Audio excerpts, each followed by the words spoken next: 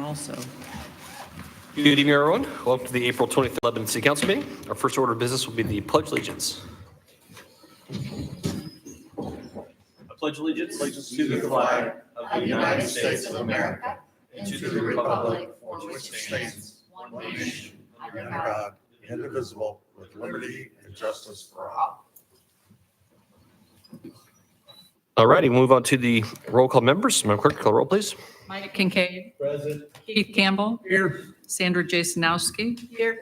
Dick Robertson. Here. John Copeland. Here. Sierra Messenger.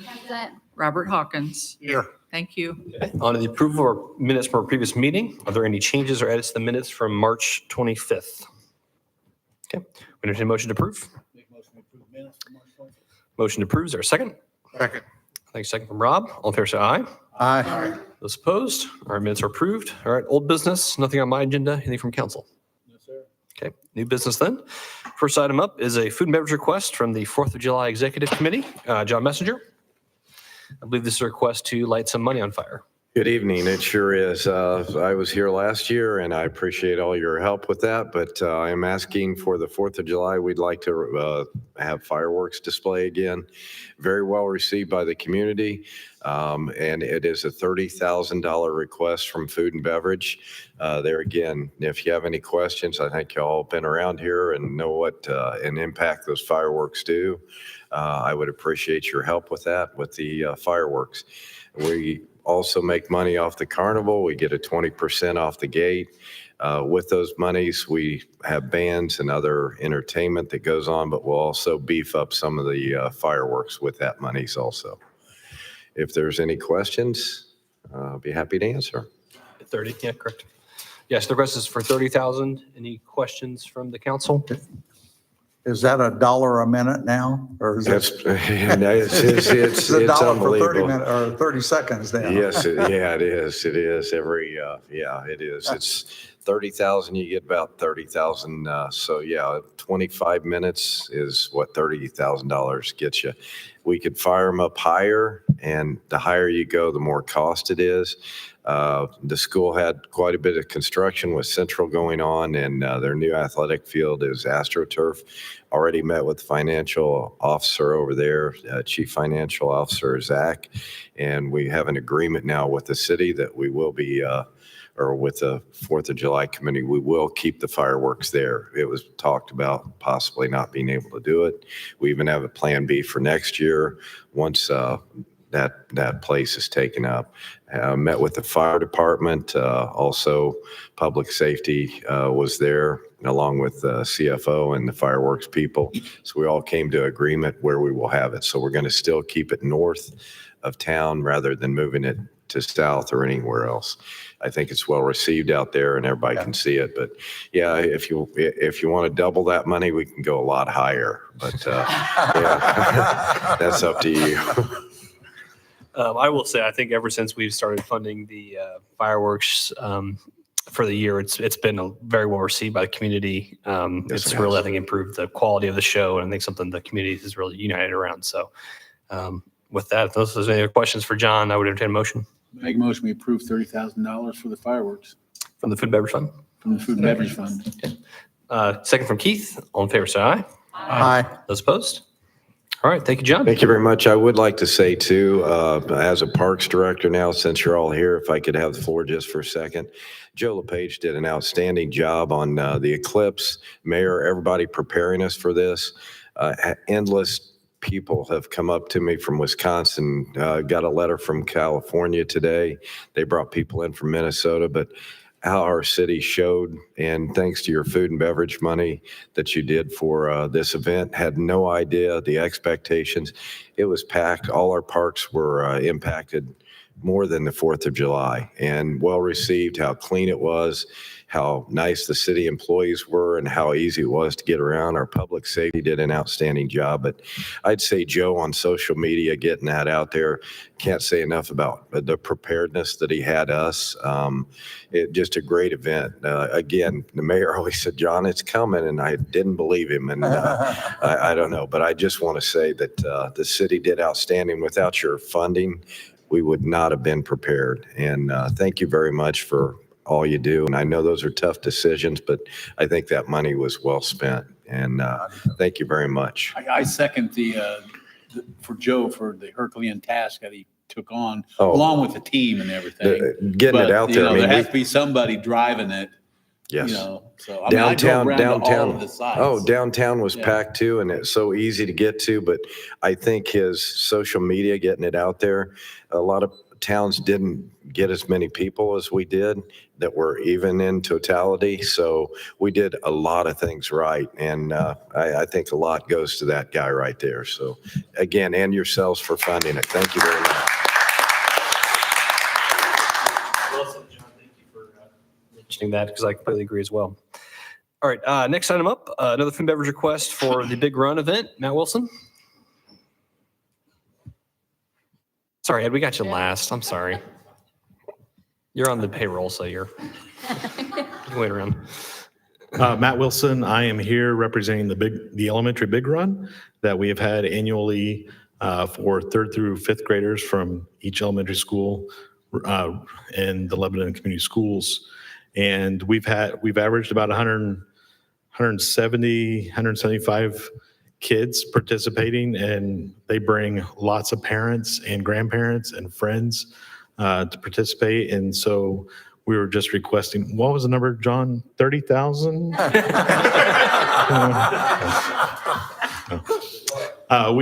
try. Always try. Doesn't hurt to ask, right? No. No, we've involved the city, or have had requests the last few years to sponsor that. So it's a zero cost event for the kids. They'll get a t-shirt with the city logo on the back as well.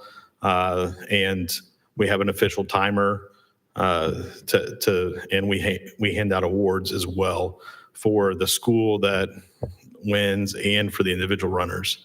So it's really well received. We want to get kids active and out, and this is a good way to do it. So The total amount requested is at 1,500, or what's yes, this? Yeah. yeah.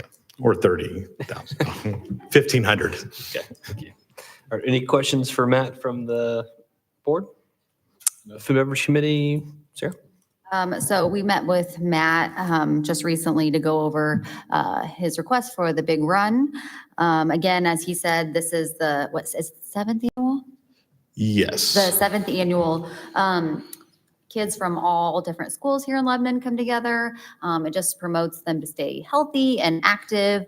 He states that they all get a t-shirt, water, snacks. Again, he talked about the trophy, the trophy that goes to the schools, I think you said, and they get the official time as well.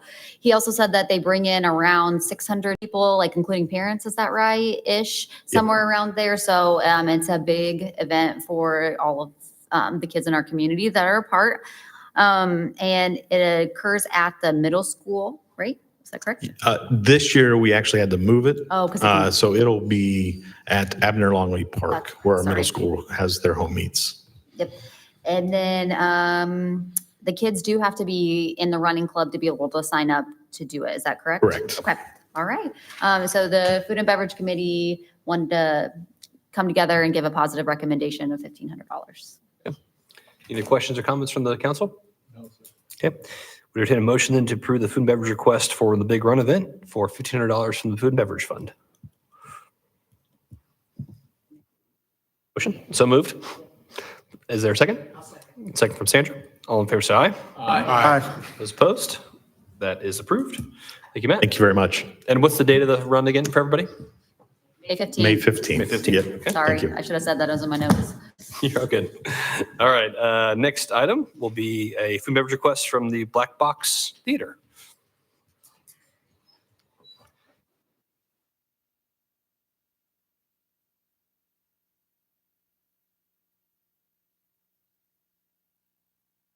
Hi.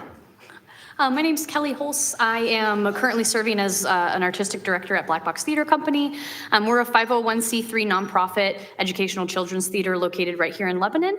And we service predominantly Boone County with 75% of our students coming out of Lebanon. In the 22-23 school year, we had 160 students participate. And this year in the 23-24 school year, we're up to 295. And it does not look like that number is going to start decreasing anytime soon and may actually just continue to practically double every year. So with that being said, we are also in the middle of doing our largest spring show. We do multiple shows every year, but our show in the spring is the biggest, serves the most students in the widest age group. So we currently have 133 kindergartner through 8th graders participating in Beauty and the Beast Junior. Because of the interest level and the depth of talent, we also have 3 different casts. So we have like 3 Bells and 3 Beasts and 3 Lumieres, which means 3 costumes for everybody and all of that fun stuff. So just doing everything that we can to continue providing as many opportunities as possible for any student who is interested, including we have scholarships available. Our scholarship budget is $3,600 right now, so we don't have any plans to ever have to turn any kiddos away due to costs. So any kid who is interested in exploring the arts or just looking for a safe space is more than welcome and able to come to Black Box and participate. I'm Trisha Acton. I'm the executive director. So what we were asking for is we need some help with our playbill printing this year. We ran out of playbills last year. And with having 6 shows instead of 4, we would like some help with the playbill printing. We also give each child in the show a poster memento, a ticket memento, so that they have that to remember. And so that's what we were looking for help. Sarah? Again, the Food and Beverage Committee met with Black Box Theater recently. They came to us and just explained a little bit about Black Box and everything they do to help benefit the kids in our community. They serve mostly Lebanon. She said about 75%. They offer summer camps, private lessons to kids if they would like them. They offer shows throughout the years. They also can counsel kids on the lights and sounds, costume designing, and I think they said about 133 kids are in the show. Is that right? They service kindergarten through school kids, and like they said, they do sponsorship grants, fundraising, and this year, they're requesting $1,500 from the Food and Beverage Committee for the playbills, and then a positive recommendation from the Food and Beverage Committee. So when do the shows start for? It's 2 weekends this year, so it's the first and second weekend of June. So it's like May 31st, June 1st, June 2nd, and then the following weekend as well, the 6th, 7th, and 8th, I believe. Okay. Any other questions from the council? No, sir. Okay. Would entertain a motion then to approve the $1,500 request for Black Box Theater from the Food and Beverage Fund? So motion to approve? I'm sorry, motion to approve. Motion to approve. Is there a second? Second. Second from Rob. All in favor, say aye. Aye. Those opposed? That is approved. Thank you, council. And congratulations and good. Kelly, could I get your last name? My last Uh-huh. Pulse is like Pulse, but with an E. Got it. Thank you. All right. Food and beverage requests are now complete. So next will be Lebanon Utilities discussion of the IURC at Baskell. Well, good evening, Mayor and City Council. Thanks for having me tonight.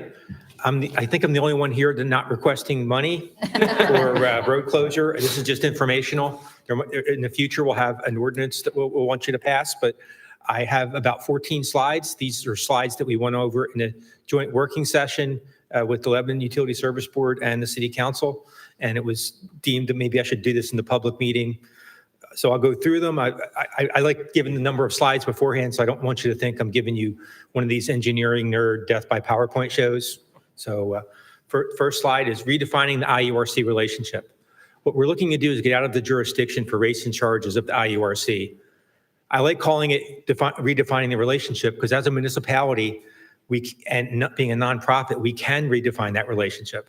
In the Board of Works meeting right before this, we would still have to go to the IURC for territory changes, and the IURC would still have plenty to do with all of the for-profit utilities, and they don't really have an opinion or care if we're in or out of the IURC.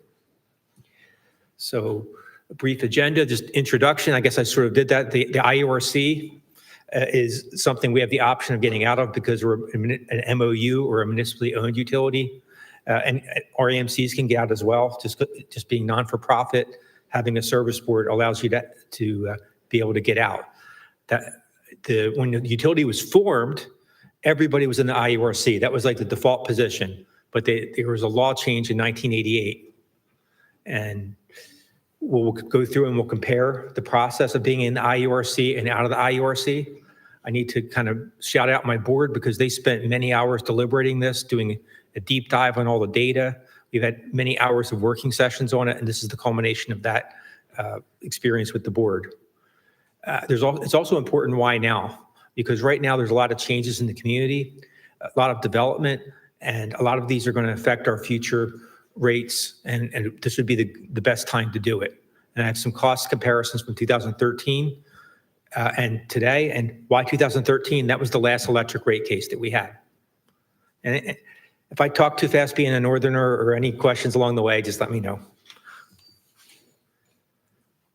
Yeah, just some background. The IURC, because you guys don't do this every single day, you're doing many things. IURC stands for Indiana Utility Regulatory Commission. It was originally formed to regulate railroads, but by 1913, they repurposed it for utilities. Utilities are a regulated monopoly. They just want to make sure that a fair rate is chosen. It's not really an advocate for the public or the ratepayer. It's just trying to make sure it goes through a lot of bureaucracy to make sure the costs are fair. Most of the rate cases are with the for-profit utilities who have no choice, like the Duke Energies and people like that. Like I looked at Duke in particular, they have about an average about 48 rate cases a year for different things. So they have most of their time is spent with the large for-profit utilities. And the IURC and OUCC, the Indiana Utility Regulatory Commission, and the Office of Utility, Jeff Jacob gave that. I always get that one messed up. I'm sorry, but they're the customer advocate, and they're composed of experts who help with the technical issues. So there is some value to being in the IURC because they have some expertise they bring to certain situations. And as we talked about in the Board of Works meeting earlier, they're not a rubber stamp. They're going to look at things and make some determinations. In 1988, the regulation changed, and the reason it changed was because when you have a service board, you can have local control, and the service board and the city council, they have to approve the rate changes anyway. The IURC makes a recommendation, but they don't actually approve anything. So you already have local control. And 95% of the MOUs, or people like Lebanon, have exited the IURC's jurisdiction. 95% of the MOUs and REMCs, they've opted out of the jurisdictional control. And as we'll get to in future slides, it's because the jurisdictional control has a lot of bureaucracy, a lot of time, a lot of expense. So just to clarify too, so we're specifically talking about the electric utility here, correct? Yes, thank you, Mayor. Because we're already out of the IURC from a water standpoint, correct? Yeah, that's an excellent point. We're specifically talking about the electric utility. I should have said that at first. The water utility got out of the IURC in, I believe, 1997, and wastewater isn't really regulated by the IURC. So this is a decision we made about water a long time ago. So total 95% of the utilities are out. So that alone would be a good reason to look at it, because if everyone else is getting out, maybe we should too. That was the starting point of the discussion, but we did a lot of analysis. Okay, this is kind of a complex slide. I'll let you kind of look at it. We looked at many different metrics, but if you look at the cost, we looked at what it costs to get out of the IURC in 2013 and accelerate that cost, and that's the minimum of about $190,000. And the $800,000 number, that came from talking to my counterpart in Richmond. That's what it costs them when I said to get out, I mean the cost of a rate case. I'm sorry, I misspoke. So the cost of a rate case is about $190,000 to $800,000. And the scary thing is there's really no top end, because most IURC rate cases end in with a settlement, but those settlements can take a very long time and have a lot of back and forth with your consultants, experts, depositions, and lawyers. So it can be very expensive. It takes a minimum of 365 days if everything went perfect. But what Baker Tilly tells us is to look at 435 to 540 days as compared to 110 to 210 days non-IURC, because there's just less you have to do. There's still money you have to do on the non-IURC. There's going to be a cost of service study. and different analysis that we would do, but it's less. There's still accountability with the Lebanon Utility Service Board and the City Council. That's still 2 layers of accountability. And one thing that was a learning experience for me when we did the analysis is it actually affects debt and borrowing. So it's a negative effect on the bond rating being in the IURC because you don't have control of what's going to happen because of the different things that can happen with the IURC. So you can actually get a lower rate and cheaper money when you have to borrow. I have a summary slide, 2013, talk about changing the environment. There was little, no development in 2013. Now, significant development is probably an understatement. There's a lot going on.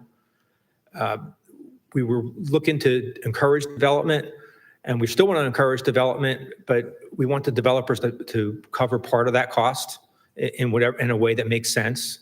That we can't even really talk about doing that while we're in the IURC, the way the regulations work. That's why people get out. And we're looking to do a rate adjustment. And if we're going to do a rate adjustment, we would rather make the decision about in or out of the IURC before we start doing a rate study, because there's a big cost to it. So if you're in the IURC, so you would probably want to do this to make this choice now. These are one of the big costs we're facing since COVID and the slowdown. Transformer costs due to supply chain issues and work issues, they've started to skyrocket. What you're looking at is about a 5x change from 2013 for what we budgeted for transformers. And right now, those transformer costs are in our budget. It's a budget line item. It was $180,000 in 2013, and it's $1.5 million for 2024. And that would go into the rates and lead to a rate case, but we would like to recoup some of those costs based off of the developers that are putting them in. Why change now? Well, we can't do anything with the development or make any minor changes there while we're under IURC jurisdiction. There's some regulations they have that prevent us from doing that.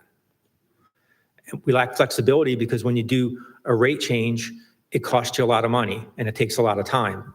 So if you wanted to do a staggered rate increase where if it looked like we could just do 3% this year and 3% next year, we couldn't really do that under the IURC because you'd have to have 2 different rate cases and it ended up being expensive. And of course, we're local control. We could still do all the protections that the IURC has and write it into the ordinance like Richmond did, some other communities did when we go through the motions of getting out of the IURC. Okay, there's a process for it. First, Lebanon Utility Service Board approval. We have a unanimous resolution from the Utility Service Board to get out of the IURC. The next step would be Lebanon City Council approval. And there's public meetings and notification to the IURC. Now, it's a complex process, and this isn't really part of it. This is just informational. And I have a kind of a draft slide here. It's probably too small to read when you think about it. It just kind of lays out the process. I'm not ready to talk about dates yet, but with the City Council's permission, I'll work with the mayor and the City Council president on when we come back to the meetings, because there's some complexity to our mailing out of notice and putting them in the bills and making sure when there's 30 days notice. But I just want to give you a general idea. And we talked about it a little more in depth in the working session. And next couple slides are just rate comparison. I just wanted to brag on our City Council and on our Lebanon Utility Service Board that our rates are very competitive. They're lower than the average IMPA member, and most IMPA members are out of the IURC, and lower than Boone REMC, and lower than the for-profit utilities like CenterPoint Energy. There's a comparison IMPA did for us with Boone REMC and Titmon REMC. You can see we compare favorably. And this is my last slide. I promised 14 slides. This is just a definition of terms, because those of us in the utility business are sort of nerds, and we have our abbreviations, and we can sometimes throw people. So I just wanted to lay it out there. So With that, I'd like to open it up for questions. I have a question. Does the IURC, do they govern the Boone County REMC? Are they part of it? Do you know? They're out of it. They're All out of of our- it? Yeah, they're out of it. So if the land swap that we had on the agenda at the Board of Works meeting, does that still have to go through the IURC if we are both out of the IURC? Yes, it does. Okay. We're still under the jurisdiction as far as territory is concerned. But this is just for rates and charges. So when I was talking about changing the relationship with the IURC, I just wanted to make it clear that we're not going rogue here or anything. This is completely lawful and the territories are still under the IURC. That's a great question. Thanks for helping me clarify that. Questions for Ed? Ed, what, I know you've told us there's like 5 communities that left. Do you know what the 5 communities that are still in the IURC? Let me rattle off which ones I remember and see if I get to 5. It's going to be Anderson, Frankfurt, and I want to say Auburn. And there's 2 more I can't remember. Okay. But I've talked, Crawfordsville. I've talked to my counterparts at both Frankfurt and Crawfordsville, and they are watching us closely and watching our meetings and looking to get out themselves for the same reasons. So, To me personally, it doesn't make much sense if there's only 5 of us left out of the whole state of Indiana communities that are still in the IURC. It doesn't make much sense for us to be there in the way I look at it. yeah, and one question that I fielded on this, they said, does the IURC care, or what is the IURC going to do if all the municipals get out? They've got plenty to do. Most of what they do is regulating the very large utilities that are for profit. Because one way I like to explain it, why just conceptually why they let municipal utilities out of the jurisdiction for rates and charges is, let's just say hypothetically we asked for a 2% rate increase and we only needed a 1% rate increase. What happens with that extra 1% is that ends up being money we don't spend, and in a couple years when we need another rate increase, it'll be a couple years more. So we may have made a mistake, but it's not a loss. It's still in the system. Whereas if Duke Energy makes their 2% rate increase, that 1% is going to look like profit on the annual report, and it's going to go out in a dividend to someone living in North Carolina or something. Whereas our whole utility is represented here with the city council, the Lebanon Utility Service Board, and it's owned by the city. We're owned by the city and owned by the taxpayers, really. So that's the strongest argument for me, the fact that it really, we're paying all this money and spending all this time, and it really doesn't matter when you get down to the details of it, because the money stays in our community. So the for-profit utilities are required to stay in there? Yes, sir, they are. Okay, yeah, all right, thank you. Questions for Ed from the council? The only thing I wanted to add, and I think I remember this from the past, is that I think the only reason we really have kind of stayed there is that previous administrations thought it was better to have the IURC, I'll say, they're going to approve whatever the rate is, so that we could pass that buck on to them, that they were responsible, and yet, it's a utility board bringing it to us. We're then approving it to send it to IURC, and they're making that decision. But, this way, we're the ones really making the decision, and our ratepayers, we're responsible for them.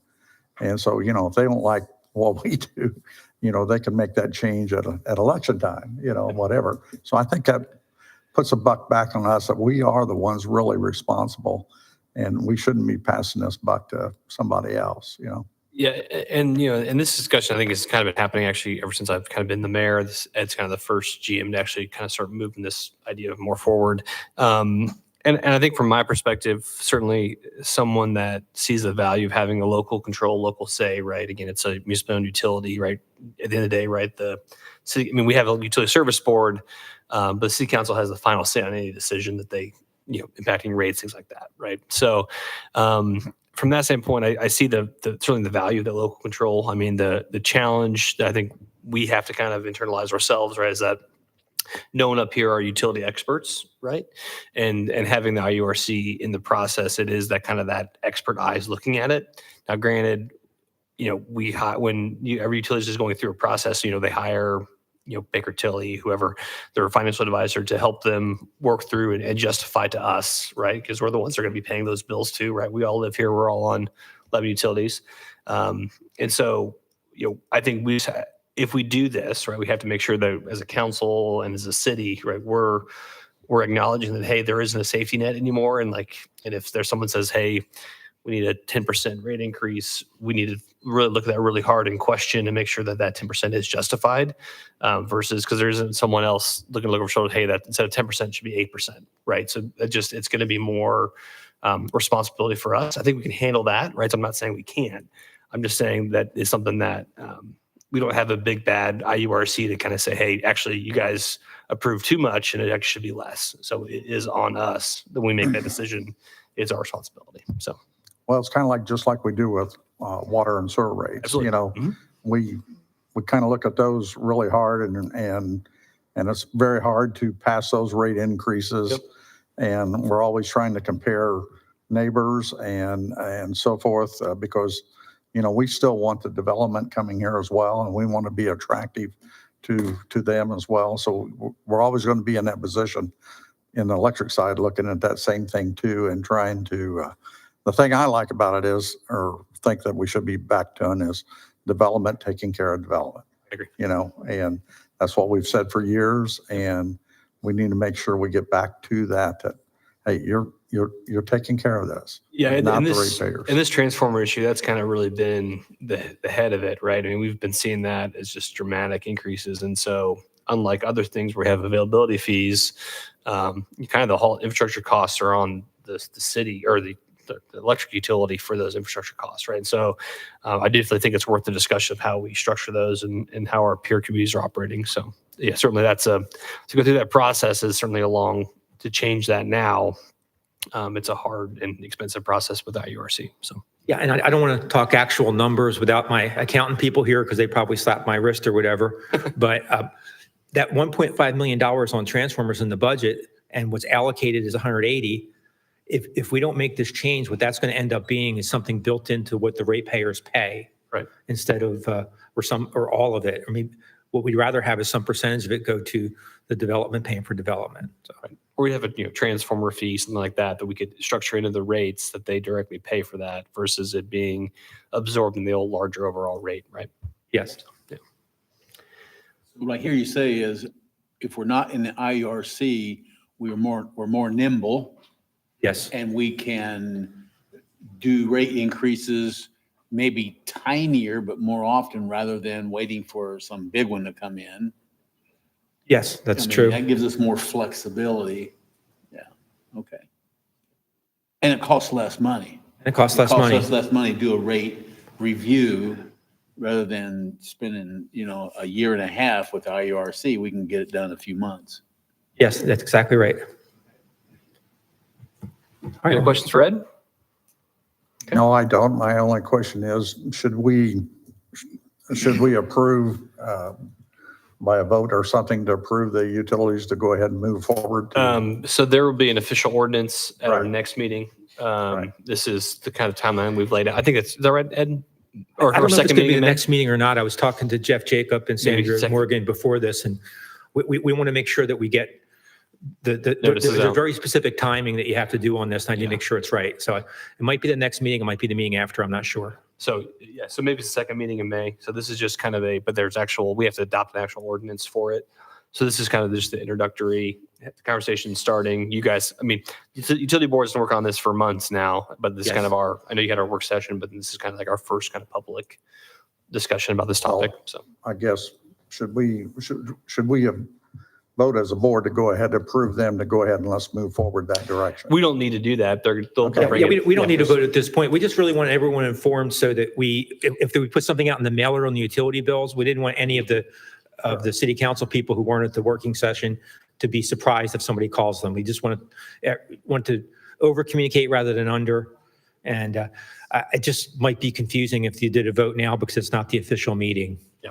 Yeah, Because they have like a lockstep The utility thing. board already approved Right. their ordinance, right? So it's coming to us. It's just a matter of Right. it's got to meet all the legal and notice requirements. So, yep. Yes, Sandra. The rates for the citizens aren't going to go down, but they're not going to go up as high as they would with the URC, right?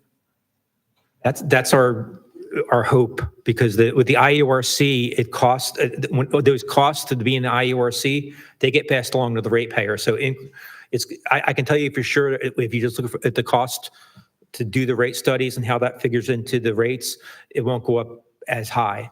But we think we can manage the rates and have them be lower if we're out of the IURC, because the transformers won't be in the rates to go to the So there is a residents. possibility that they could be lowered a little. I don't think the rates are going to go down, but they won't raise as much. Okay, that was. Being out of the IURC allows us to put mechanisms in place to have developers pay for their developments, to have that electrical service put there in their development. And we can't do that now with being in the IURC. Is that correct? That's correct. Okay. And we could also look at our rate structure change, because right now we could raise the rates more on higher end users than on the existing users. And that, there's different things we can do. And when we get out of the IURC, we can look at it more closely, and we'll have other working sessions with the city council and keep you informed and try and do the best thing for your constituents. Again, it's just going to be more responsibility on us to make sure that we're pushing really hard and questioning as we go through that process. So, okay. Thank you, Ed. Appreciate it. Thank you. All right. Next item up here is ordinance 2024-07. Council to consider a vacation of unimproved right-of-way adjacent to 1923 Liesville Road. Yeah, I won't actually present the actual item tonight, but since this involves a noticed public hearing, I wanted to make sure to get on the agenda and on the record that it's being continued to your next meeting in May, so we don't have to spend money to renotice that public hearing. So that's the only reason it's on the agenda tonight. So thank you. Okay, we'll take that up at our next May 13th meeting. Okay, fair enough. Okay, that concludes what I have for new business. Is there anything from council? Dick? I got one announcement, I guess. For every council member here, there is an AIM Council Members Budgeting Seminar scheduled for Thursday, May 2nd. It's a virtual meeting from 1 to 4 p.m. If you're interested, I suggest you go to the AIM website and register. It's on budgeting for council members. Yep. And my office can help you guys register too if you're interested. So Kelly can help get you signed up for that too. So What was that? May 2nd, it's a webinar. So If anybody wants this form, you can have it, because I'll probably go online and register. So okay. Any other new business? No, sir. Okay, we'll move on to claims. We'll entertain a motion concerning the claims. Motion to pay the claims. There a second? Second. Second from John. All in favor, say aye. Aye. Those opposed? All right. Any other announcements or discussion? No, sir. Okay. We'll entertain a motion to adjourn. I'll make a motion to adjourn. Motion adjourned from Sanders. Is there a second? Second. Second from Rob. All in favor, say aye. Aye. Those opposed? Hope that date's wrong. Our next city council meeting will be May 13th at 6:15 p.m. Or 7:15 p.m. We are now adjourned.